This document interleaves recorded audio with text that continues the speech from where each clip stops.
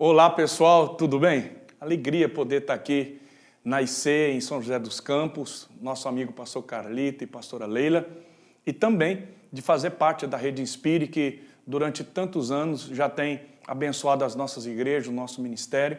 Eu sou o pastor Getro Paiva, eu pastoreio a primeira igreja batista em Junquerópolis, aqui no interior de São Paulo, e também a terceira igreja batista em Andradina. E nós fazemos parte dessa rede e temos caminhado juntos e temos sido muito abençoados em todo esse tempo. O grande privilégio está aqui e eu quero compartilhar hoje uma palavra sobre o profético. Na verdade, eu quero pensar com você sobre a última unção. Porque a Bíblia diz que Deus não faz nada sem antes revelar aos seus servos os profetas. Malaquias, capítulo 4, versículos 5 e 6, quando Deus ele fecha as cortinas do Antigo Testamento, da Antiga Aliança, as últimas palavras do Antigo Testamento, o último capítulo, os últimos versículos são do profeta Malaquias, e eu vou ler para vocês. Vejam, eu enviarei a vocês o profeta Elias, antes do grande e temível dia do Senhor. Antes da volta do Senhor Jesus, tem uma promessa. Quem vai preparar o caminho para a volta do Messias, assim como João Batista preparou o caminho para Jesus, a última unção, a palavra de Deus está dizendo através de Malaquias, eu vou enviar novamente o profeta Elias, antes do grande e temível dia, que nós sabemos que é a volta do Senhor Jesus. E esta última unção, ela tem um propósito. Versículo 6. Essa unção, ela fará com que os corações dos pais se voltem para os seus filhos e o coração dos filhos para os seus pais. Do contrário, eu virei e castigarei a terra com maldição. Nós precisamos fazer uma leitura. O sábio, ele discerne o tempo e o modo. Nós precisamos entender a estação e qual é a unção que está sobre nós, qual é a unção que está sobre a igreja desse tempo. O que Deus está fazendo, como o vento está soprando. Nós sabemos que quando um navio ele está vindo em direção ao porto, o vento que trouxe o barco, aqueles navios antigos, as naus antigas que usavam velas, o vento que trazia o navio até o cais não era o mesmo vento que fazia o navio atracar, o barco atracar. Porque se o barco viesse no mesmo vento, aquela velocidade faria com que o barco se destruísse nas pedras, nos rochedos, nos arrecifes, ou também destruiria o cais, o porto. O navio tinha que vir com aquele vento, o vento do cruzeiro, e então ele ancorava. E ele tinha que esperar o vento certo, o vento oportuno. Quando o vento mudasse, na mudança do vento, é interessante que os gregos davam o nome para esse vento de kairos. Os romanos deram o nome para esse vento de obiportus. Era o vento oportuno. O vento kairos é o vento que te leva para o teu destino. Então, às vezes, o navio ficava 2 até 3 meses. Ele não tinha uma data. Ele tinha que esperar a mudança do vento para que, nesse vento oportuno, nesse kairos, ele pudesse chegar e ancorar no destino em segurança, sem causar destruição, sem causar nenhum dano. Por que eu estou dizendo isso? Porque o vento que te trouxe até aqui não é o vento capaz de levar você para o teu destino. Nem tudo aquilo que aconteceu até aqui, nem tudo que nós recebemos até aqui é o suficiente para que nós venhamos conquistar e viver aquilo que Deus tem para nós.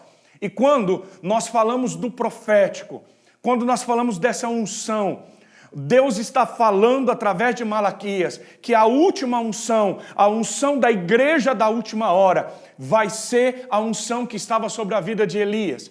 E a pergunta é, por que a unção de Elias? Por que não a unção de Moisés, que foi o maior de todos os profetas, que fez tantos sinais? Por que não a unção de Isaías, de Jeremias, de Ezequiel? Por que a unção de Elias? E é isso que eu quero responder para você nos próximos minutos. A primeira vez que a gente percebe a unção profética se manifestando na linhagem de Israel, logicamente que nós temos relatos de Abraão como um profeta, tal, mas na linhagem de Israel é na vida de José. Dos 12 filhos de Israel, de Jacó, o número 11. É interessante que Deus bagunça a cabeça da gente. Ele não dá o governo para o 12, ele dá o governo para o 11. Porque José é o 11º. Porque Deus faz o que quer do jeito que quer. Né? A gente tem muito essa questão de numerologia, né? Do 12, o 12 é governo, e não tem problema nenhum. Mas José recebeu o governo, e José não era o 12, ele era o 11. Assim como Davi era o 8, não era o 7, e nem o 1º. Então Deus ele bagunça a nossa lógica, e quando a gente trabalha no profético, a gente nunca sabe de onde o vento vai soprar e aquilo que Deus vai fazer. Agora, na linhagem de Israel, a unção profética vem na vida de José. Deus dá sonhos, ele interpreta sonhos, e isso traz uma série de problemas na vida de José. E sabemos que por causa disso, por causa da unção profética, ele tem problema com os irmãos, até com o próprio pai e com a própria mãe. Ele é levado para o Egito, e lá a coisa acontece, é muito forte essa unção profética, ele consegue discernir o sonho do copeiro, do padeiro, depois o sonho do faraó, e isso leva ele a assumir o governo. Mas veja bem, a unção profética, a manifestação profética na vida de José traz o povo de Israel, traz a sua família, uns dizem 70 ou 72, não importa, e eles se estabelecem no Egito. E Deus tinha dito de forma muito clara para José, são 7 anos de vaca gorda, e 7 anos de vaca gorda e 7 anos de vaca magra. Eram 2 semanas que Israel iria viver uma situação e que o Egito, o mundo daquela época ia passar, e José está ali no governo. E essa unção na vida de José serve e é usada para quê? Para salvar sua família, para livrar Israel e seus filhos, irmãos de José, a família, da fome, da escassez, da dificuldade. Agora, a pergunta que nós precisamos responder, e eu não vou aqui me atrever a responder, porque depois o Carlito vai assistir isso aqui,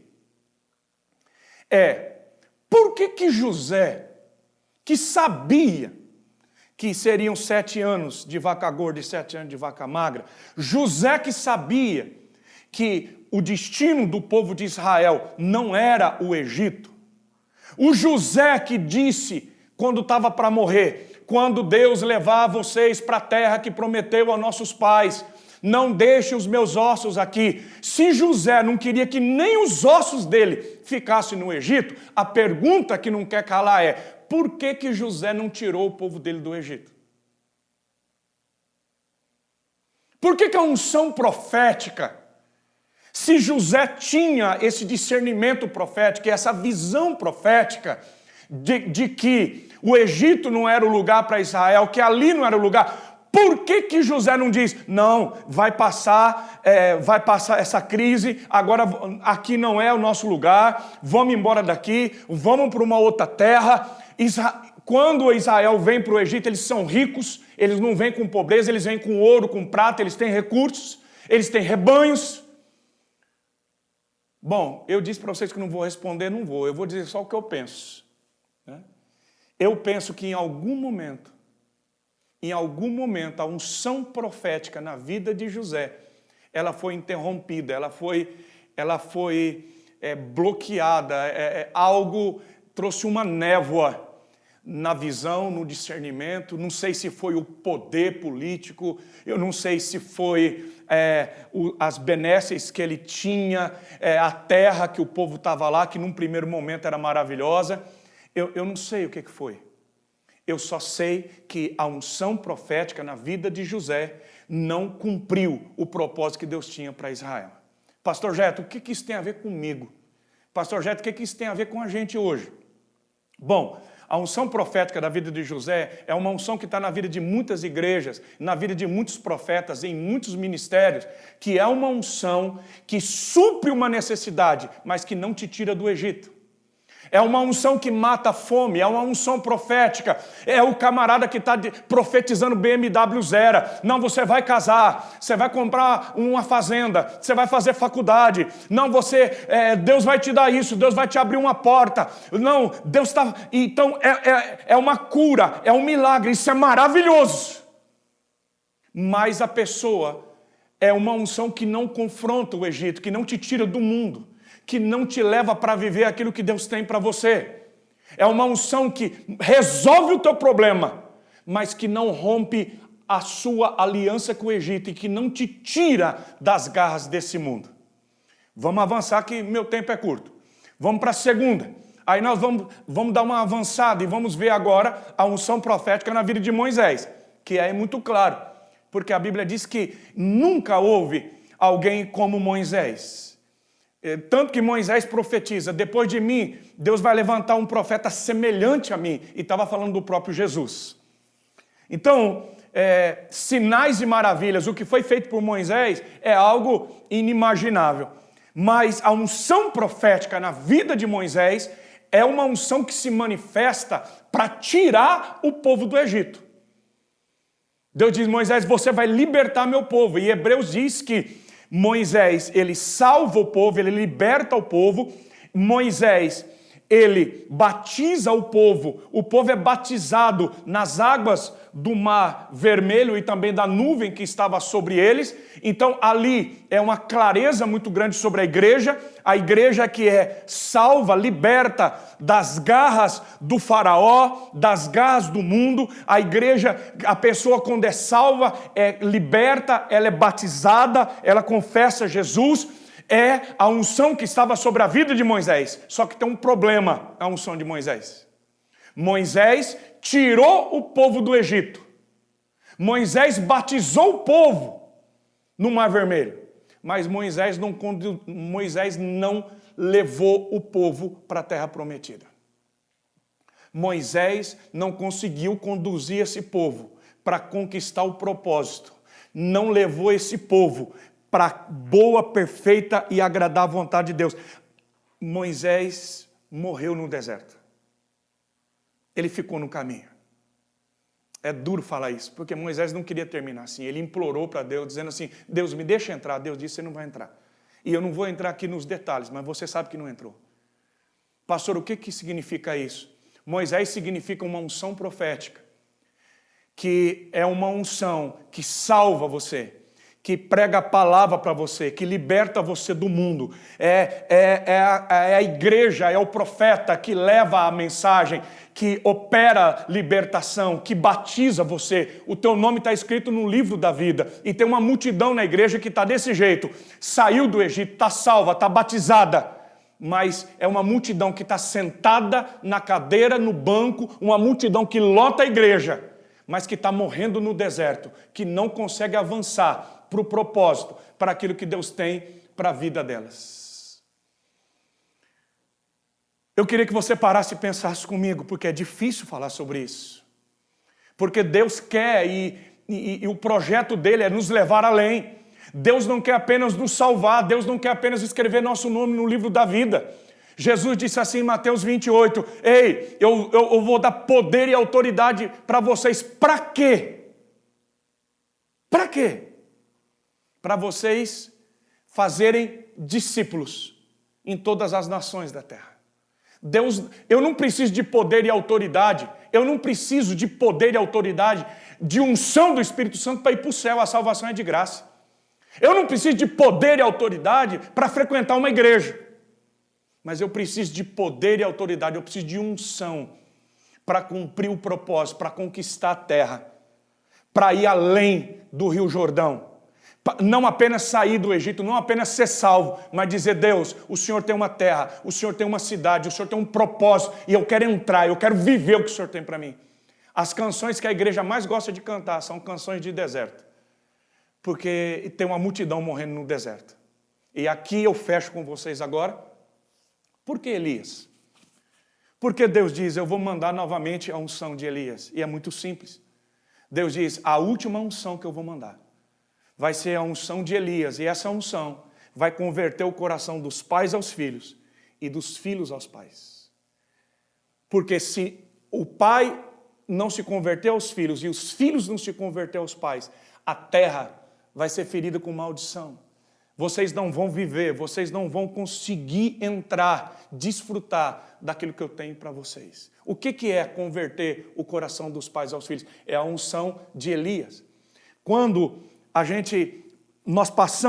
nós fechamos as cortinas do Antigo Testamento e nós agora abrimos do Novo Testamento, a primeira passagem do Novo Testamento, você vai ver João Batista. Ele está vestido que nem Elias, não é porque ele não tinha roupa para usar, mas é porque ele era um camarada que queria mostrar que unção que estava sobre a vida dele, e nós sabemos que a unção de Elias também estava sobre João Batista. E João Batista aparece no Jordão, 400 anos depois, e quando se abre a cortina do Novo Testamento, João está batizando, e o texto diz: e João está com os seus discípulos. Por que João faz discípulos? Por que João agora, ele chama jovens, ele chama homens para serem seus discípulos, para ter uma paternidade? Porque Elias, a despeito de ter escola profética lá em Ramá, no tempo de Samuel, mas quando a gente vai para Elias, Elias levantou casas de paternidade profética, casas proféticas, casa dos profetas, lá em Jericó, em Betel, em Gilgal, à margem do Jordão. Elias, ele tem discípulos, ele libera a unção sobre Eliseu, e essas casas proféticas, haviam centenas de discípulos sendo preparados, e quando João Batista vem na mesma unção de Elias, e ele agora levanta discípulos. E aí quando vem Jesus diz: eu quero que vocês vão por todo mundo. Eu estou dando poder para vocês. Não é poder para ser salvo. Porque a salvação é dom de Deus, é presente de Deus.